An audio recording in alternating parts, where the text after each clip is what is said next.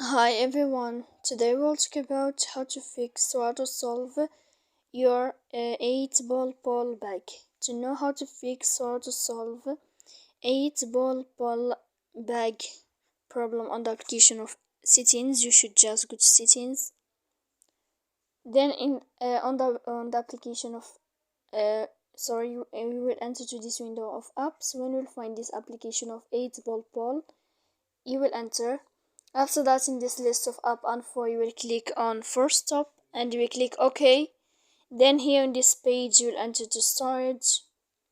After that, we click clear cache. And in the end, you can go to your Wi-Fi and you click here to turn off your Wi-Fi as you see. So please don't forget to support us by like and subscribe. See you next time in another video, and thank you for your attention.